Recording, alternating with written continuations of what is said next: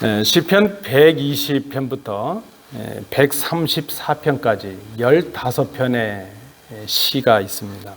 이 15편의 이 시에는 소위 말하는 표제어, 제목이 붙어져 있습니다. 성경에 보시면 제목이 있는데 성전에 올라가는 노래 이런 제목이 붙어 있습니다.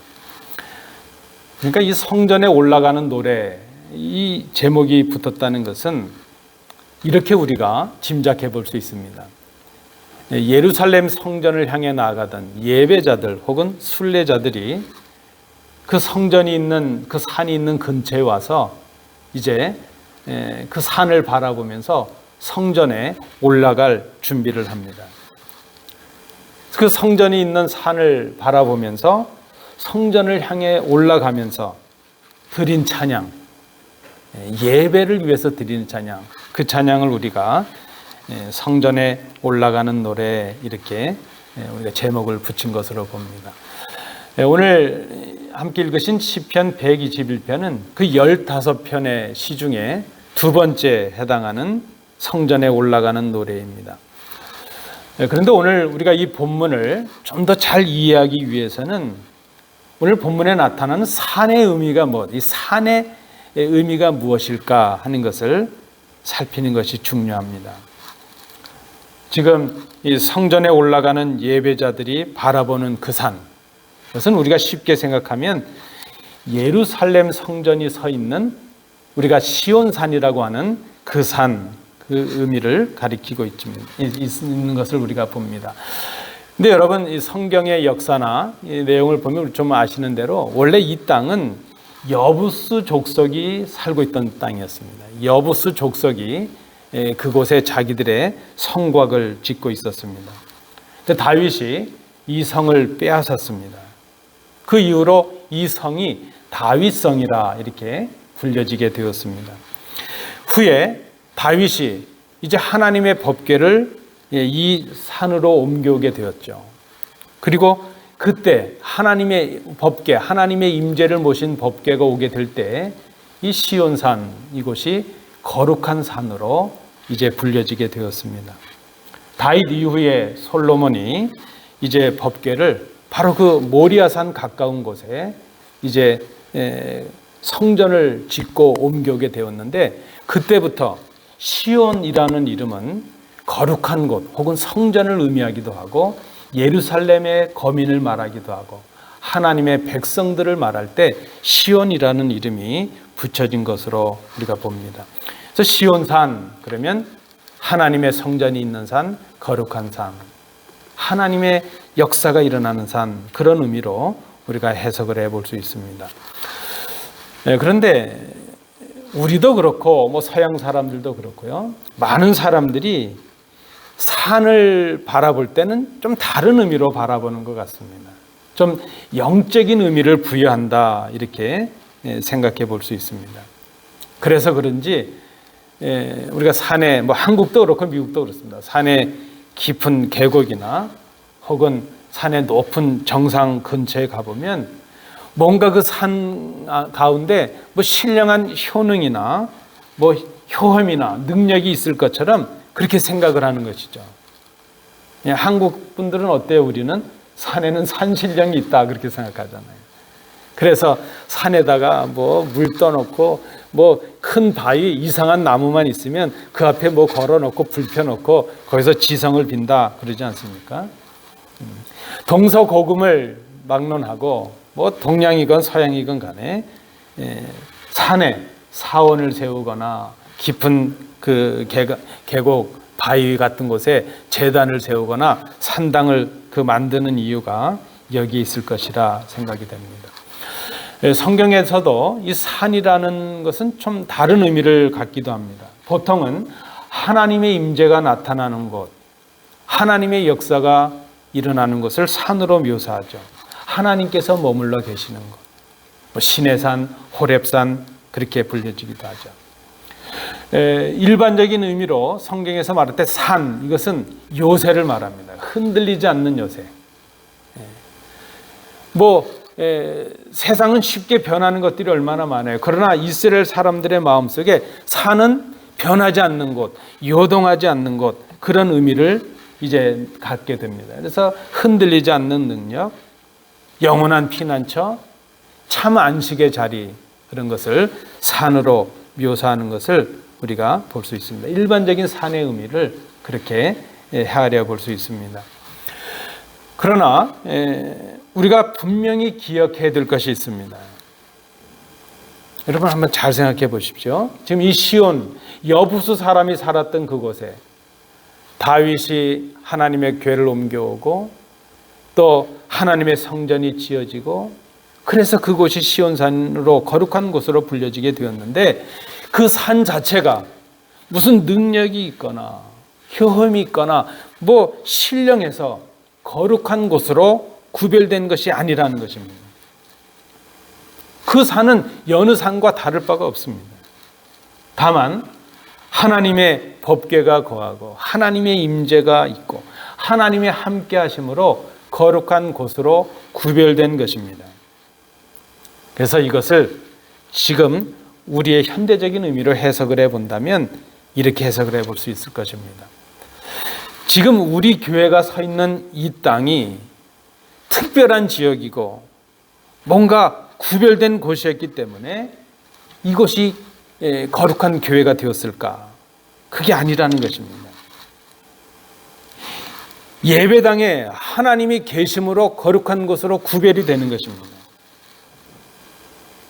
교회이기 때문에 거룩한 것이 아니라 이 교회에 하나님의 임재가 있기에 거룩한 곳으로 구별이 됩니다. 좀 더 쉬운 예를 드려보죠. 여러분 여기 피아노가 있지 않습니까? 이 피아노가 그 미국의 교회사를 보면요, 처음 교회가 피아노를 들여와서 예배하던 날 그 교회 예배당에 난리가 났답니다. 왜 그런가 하면 어떻게 술집에서나 쓰는 피아노를 가져와 가지고 예배 쓸 수 있느냐 난리가 났대요. 처음에는 저 피아노가 예배를 위해서 쓰여진 게 아니라 뭐 술집이나 이런 데서 영을 위해서 쓰여졌던 악기라는 것이죠.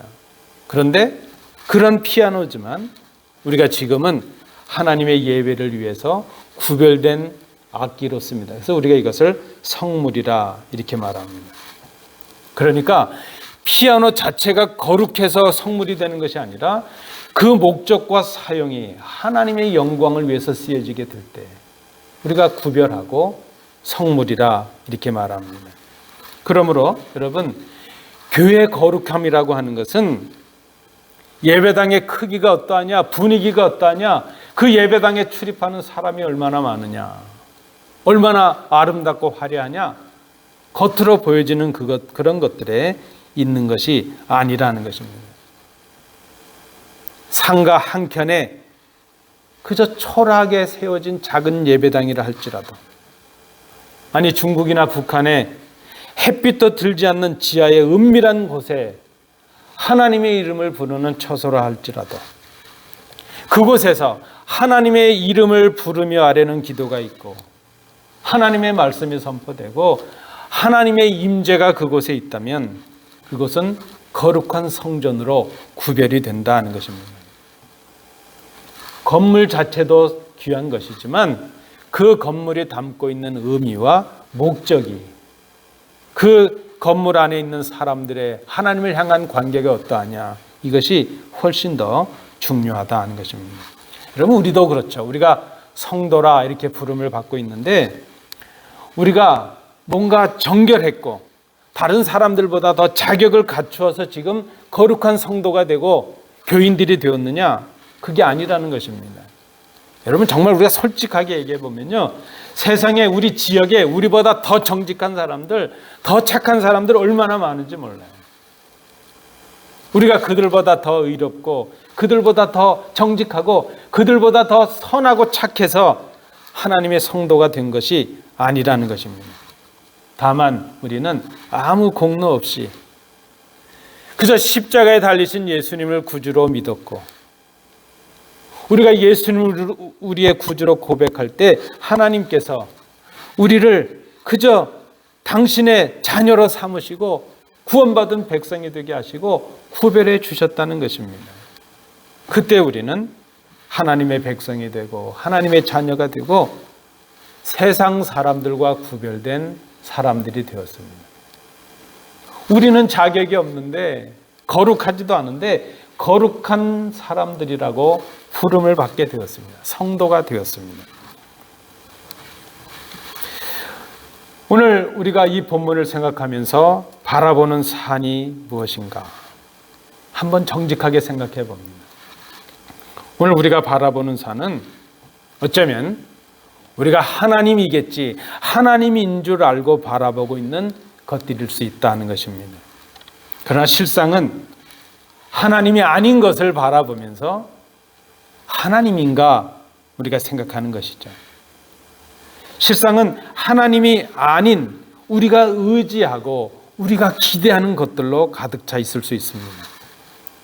우리가 지금까지 쌓아왔던 그 많은 인맥들,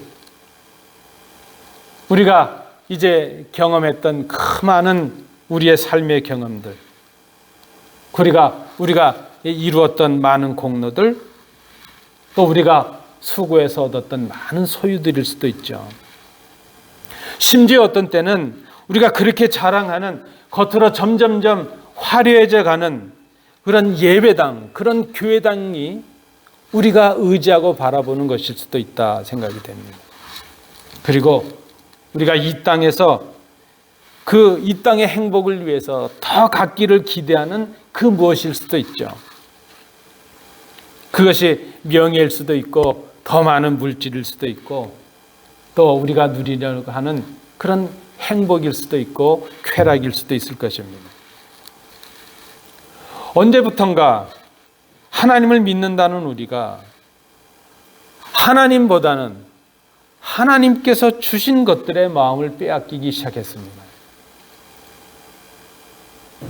하나님을 바라보기보다는 하나님을 잘 섬기기 위해서 준비하던 것들에 취해버리고 말았습니다. 어떻게 보면 주객이 전도가 되었다 말할 수 있습니다. 우리의 산들을 높이 만들어 버렸습니다.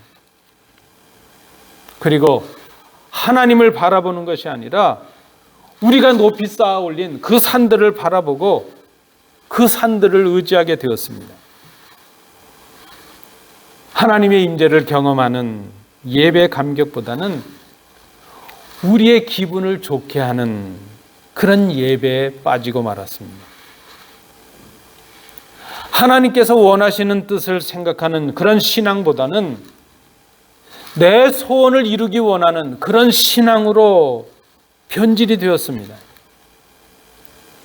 처절하게 우리의 삶의 실천 속에서 고백하는 그런 신앙이 아니라, 행함의 신앙이 아니라 우리의 속내를 감추고 그저 보여지는 행위에 급급한 종교인들로 전락해 가고 있는 우리의 모습을 봅니다. 오늘 우리가 주예전에 올라왔습니다. 성전에 올라옵니다. 여러분, 성전에 올라오면서 우리가 바라보고 있는 것이 무엇인가 한번 생각해 보십시오. 스스로 존재하시고 우리를 사랑하시는 그 하나님, 살아계신 그 하나님을 바라보고 있는 것인지, 아니면 내가 만들고 있는, 내가 원하고 있는 그 높은 산들을 바라보면서 그저 더 갖고 더 누리기 위해서 주의 전에 올라오고 있는지 우리 모습을 한번 돌아보자는 그런 말씀입니다. 하나님이 아닌 우리의 산들을 보고 있지는 않으십니까?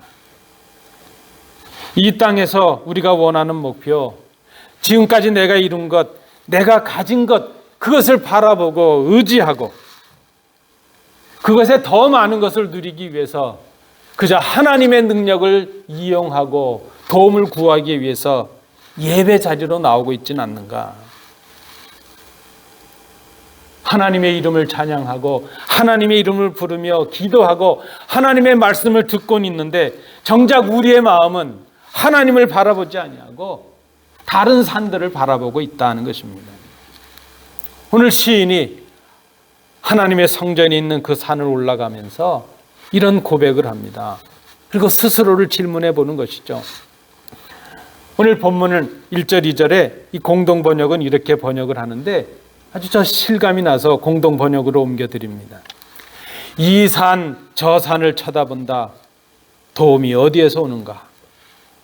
도움은 하늘과 땅을 만드신 분 야훼에게서 오는구나.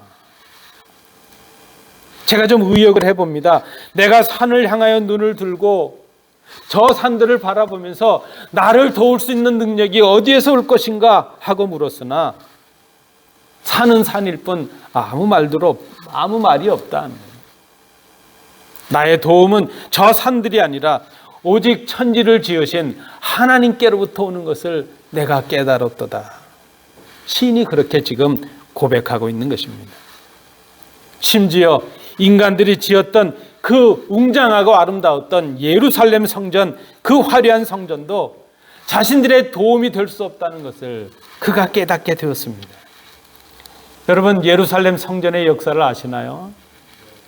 실제로 솔로몬이 세운 솔로몬이 세운 성전을 우리가 예루살렘 제1성전이라 그렇게 말합니다.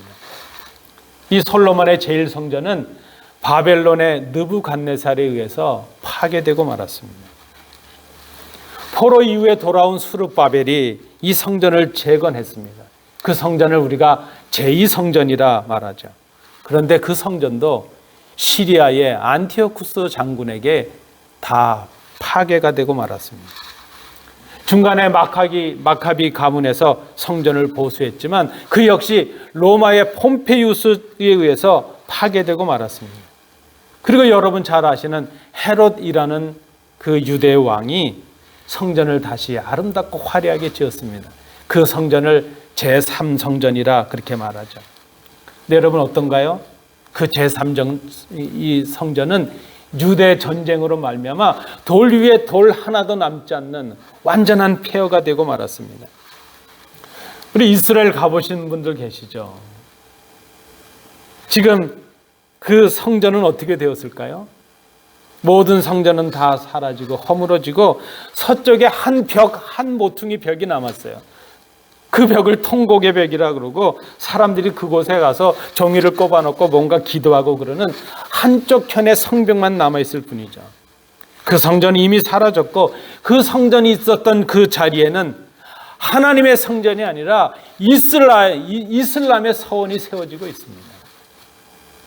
그렇게 성전이 위대할 것 같았고 성전이 전부인 것 같았는데 성전 자체가 허물어지고 말았습니다. 성전은 우리의 도움이 아니었습니다. 건물은 우리의 도움이 될 수 없습니다. 그 건물에 임재하셨던 하나님의 역사가 있을 때에 진정한 도움이 된다는 것을 이 시인이 지금 바라보고 있는 것이죠. 그 성전이 있는 그 산을 보고 그 산으로부터 나에게 무슨 도움과 나에게 무슨 구원이 있을 것인가, 그것을 기대하지 말라는 것입니다. 산이 아니라 우리의 도움은 그 모든 것을 지으신 창조주 하나님, 그 하나님께로부터 온다는 것을 이 시인이 고백하고 있습니다. 산도 지으시고 물도 만드시고 하늘과 땅을 만드신, 그래 온 우주와 인생들의 주인이 되신 하나님께, 그 하나님께서만이 우리의 도움이 되고 우리를 구원하신다는 것을 시인이 고백하는 것입니다. 창조주 하나님, 이 창조주 하나님은 모든 것의 주인이 되시고 당신이 창조하신 모든 것들을 지켜나가십니다. 오늘 본문 3절부터 8절에 나타나는 중요한 단어가 무엇인가 하면 하나님께서 지키신다 하는 것입니다. 6번이나 이 짧은 구절에 하나님께서 지키신다는 이 단어가 6번이나 반복되고 있는 것을 봅니다. 여러분, 부모님이 자녀를 사랑하고 지키는 것에 이유가 있겠습니까? 어떤 조건이나 어떤 자격이 있겠습니까? 만약에 우리 부모님들이 아침에 일어나서 어제 우리 아들이, 우리 딸이 속 안 새기고 잘했으니까 오늘은 좀 아들 삼고 딸 삼고, 어제 형편없었으니까 오늘은 딸 하지 말아야지, 그랬다면 여기 부모님의 자녀가 안 됐을 분들이 저를 포함해서 많이 계실 것 같아요.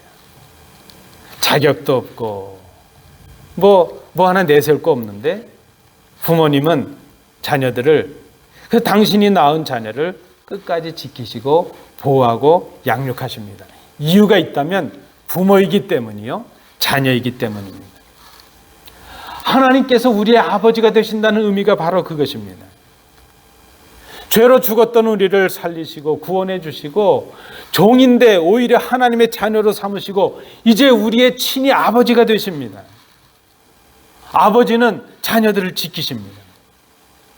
우리 주님께서도 우리에게 이 말씀을 전해 주십니다. 마태복음 7장에 있는 말씀이죠. 아들이 떡을 달라 하는데 돌을 주며 생선을 달라 하는데 뱀을 줄 사람이 있겠는가? 너희가 아무리 악한 사람이라 할지라도 자식에게는 좋은 것을 줄 아는데 하물며 하늘에 계신 너희 아버지께서 구하는 자에게 좋은 것으로 주시지 않겠느냐? 창조주 하나님이 우리 아버지가 되시고 우리에게 가장 좋은 것으로 우리를 지키시고 인도해 주십니다. 하나님이 우리의 아버지가 되시고 우리가 그분의 자녀가 되었기 때문입니다. 시인이 이것을 깨닫습니다. 그렇게 생각하고 창조주 하나님을 바라보니까 그 하나님은 우리를 지키시는 하나님이십니다. 시인이 구체적으로 말합니다. 하나님은 우리의 걸음을 지키신다. 우리가 실족하지 않게 하신다. 우리의 인생과 신앙의 여정은 늘 평탄한 길만 있는 것이 아닙니다.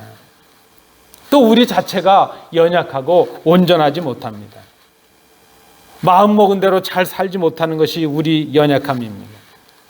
그래서 우리는 늘 실수합니다. 마음은 원하지 않지만 죄악투성의 생을 살아갈 수밖에 없습니다.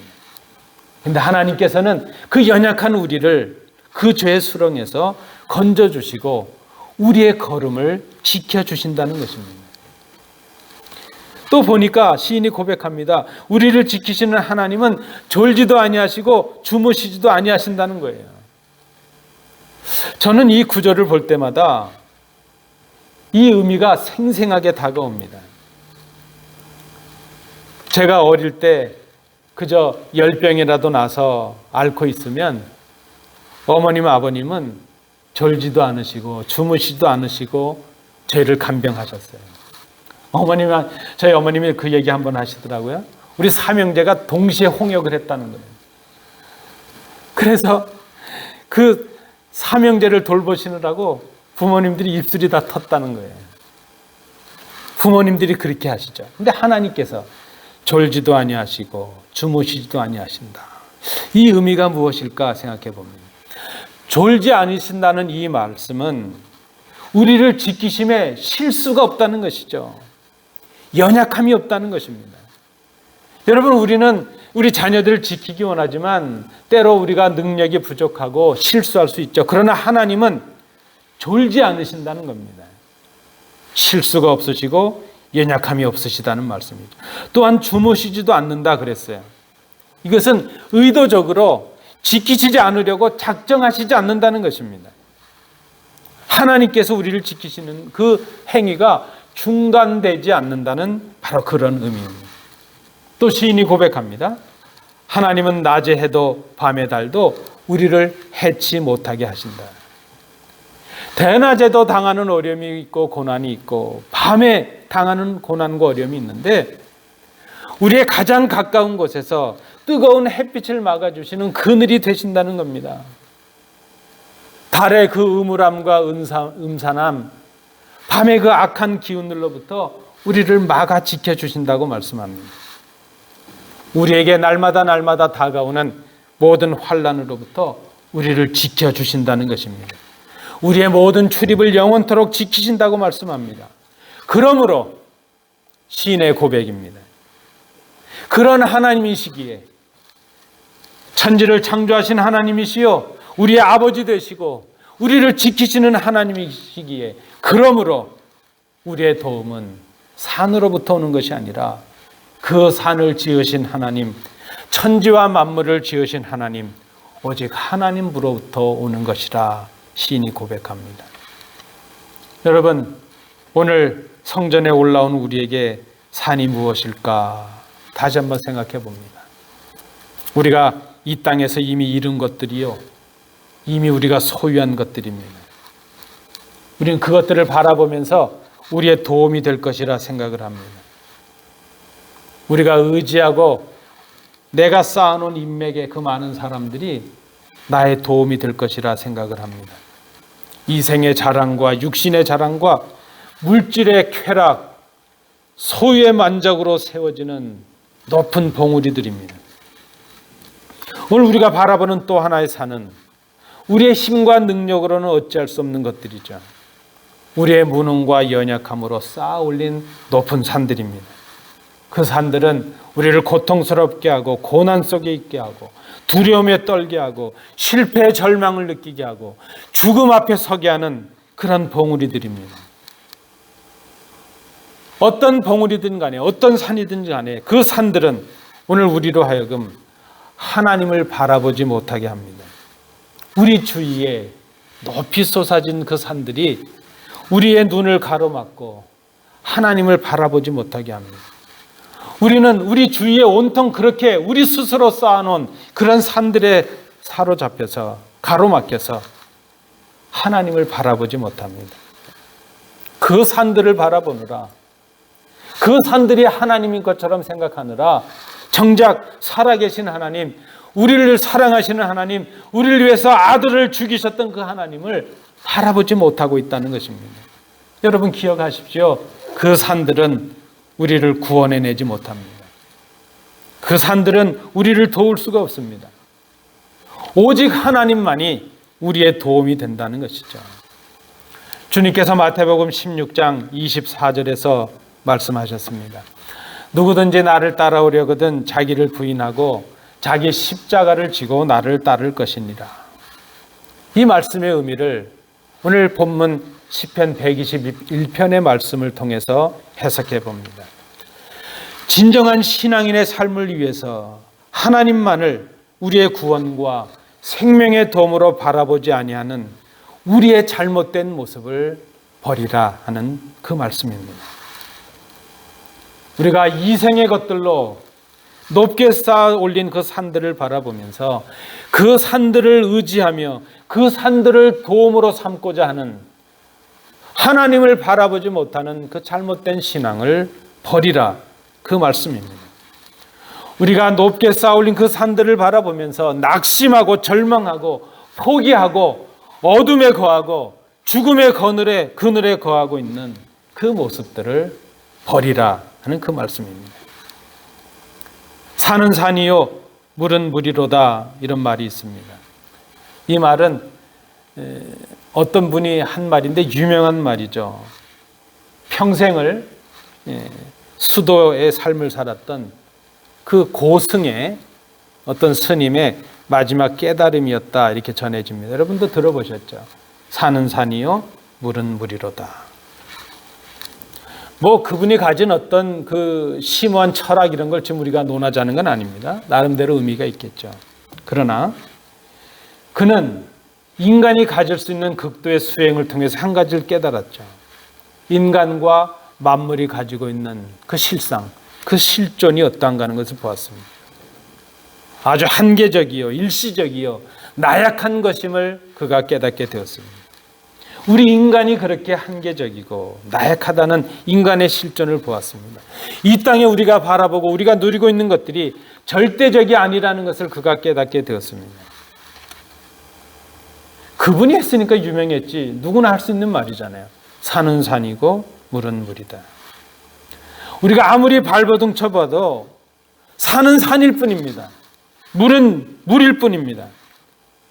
인간의 능력으로는 죄의 문제를 해결할 수 없고 우리 인간의 힘으로 우리의 연약함을 해결할 수가 없습니다. 우리가 의지하는 사람들, 우리가 의지하는 물질들, 우리가 경험했던 그 많은 경험들, 여러분 결정적인 순간이 되면 우리에게 아무 도움이 될 수가 없습니다. 특별히 우리 어린 자녀들 부모님 신앙 너무 믿지 마세요. 부모님 신앙으로 천국 가는 것은 부모님이지 부모님이 잘 믿으면 그 아들이 덤으로 가는 거 아니에요. 내 신앙은 나의 문제라는 것입니다. 우리가 의지하는 그런 산들은 전혀 우리의 도움이 될 수 없다는 것을 우리가 깨달아야 될 것입니다.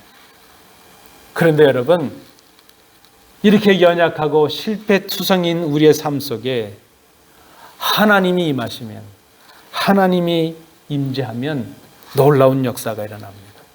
여부수 사람의 땅이었던 그곳에 하나님의 임재 법궤가 생기고 성전이 임하게 될 때에 거룩한 시온산이 되었던 것처럼, 실패로 얼룩지고 낙심하고 절망하고 연약한 우리지만 우리의 심령에 예수 그리스도를 믿음으로 하나님의 역사가 우리에게 임하게 되면 우리에게 놀라운 역사가 일어납니다. 주님이 함께 하시면, 산은 산에 불과하지만 주님이 함께 하시면 그 산이 들리어서 바다에 던지는 기적을 우리로 하여금 경험하게 하십니다. 물은 물에 불과하지만 주님이 함께 하시고 주님의 능력이 우리에게 임하게 되면 그 물이 변하여 포도주가 되는 역사를 우리로 하여금 경험하게 하십니다. 우리의 실패 자리에 주님이 오시면 오병이어밖에 없는 실패와 절망의 자리에 5,000명이 먹고도 남는 하나님의 놀라운 역사를 우리로 하여금 경험하게 하십니다. 주님이 함께 하시면 이미 말라 죽어서 비틀어진 그 뼈들에 힘줄이 생기고 살이 붙고 가죽이 차는, 가죽이 덮이는, 생명이 살아나는 역사가 일어난다는 것입니다. 사람의 역사가 아니고 우리의 역사가 아니고 천지를 지으신 하나님의 역사입니다. 그래서 여러분, 성전에 올라가는 그 시인들, 그 순례자들, 예배자들이 고백하는 것이 그것입니다.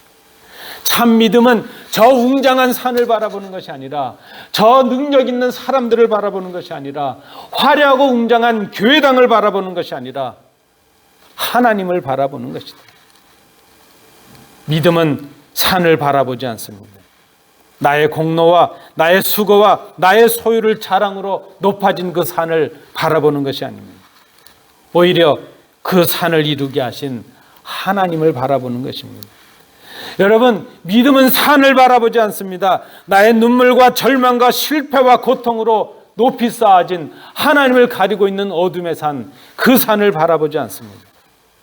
오히려 나의 무능과 연약함을 능력으로 바꾸시고 기쁨으로 바꾸시고 감사의 조건으로 바꾸시는 능력의 하나님을 바라보는 것, 그것이 믿음입니다. 내가 눈을 들어 산을 본다. 나의 도움이 어디에서 오는가?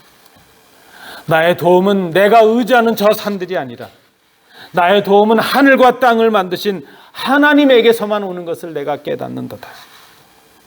오늘 우리가 새롭게 드려야 될, 결단해야 될 신앙의 고백입니다. 나의 도움은 오직 여호와에게서 온다. 이 고백이 우리 마음에 충만해야 될 것입니다. 이 고백으로 승리의 삶을 경험하시는 우리 복된 성도들 되시기 바랍니다. 기도합니다.